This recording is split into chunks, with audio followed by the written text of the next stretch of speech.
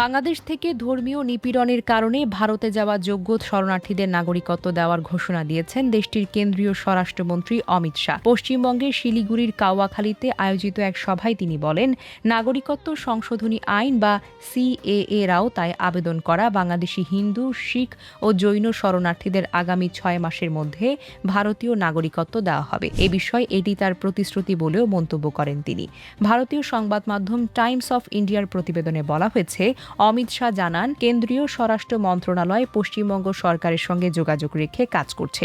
ইতোমধ্যে রাজ্যের 8টি জেলায় জেলা প্রশাসকের সিএএ এর আওতায় বিচারাধীন আবেদনগুলো নিষ্পত্তির ক্ষমতা দেওয়া হয়েছে।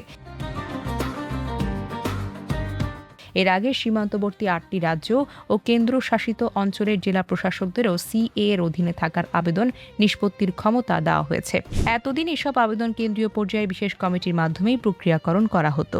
সভায় অমিত শাহ তৃণমূল কংগ্রেস ও পশ্চিমবঙ্গের সাবেক মুখ্যমন্ত্রী মমতা বন্দ্যোপাধ্যায়ের সিএএ বিরোধী অবস্থানেরও সমালোচনা করেন।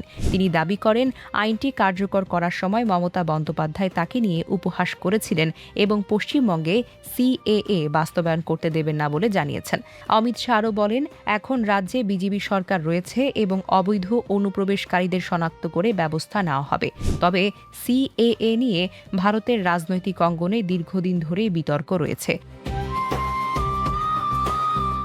সমালোচকদের অভিযোগ, এ আইনে ধর্মের ভিত্তিতে নাগরিকত্ব দেওয়ার সুযোগ তৈরি করা হয়েছে। অন্যদিকে ভারত সরকার বলছে, প্রতিবেশী দেশগুলো থেকে ধর্মীয় নিপীড়নের শিকার হয়ে আসা সংখ্যালঘুদের সুরক্ষা দেওয়াই এই আইনের অন্যতম উদ্দেশ্য। অমিত শাহের সর্বশেষ ঘোষণার ফলে সিএএ এর আওতায় নাগরিকত্বের অপেক্ষায় থাকা বাংলাদেশি শরণার্থীদের মধ্যে নতুন করে প্রত্যাশা তৈরি হয়েছে।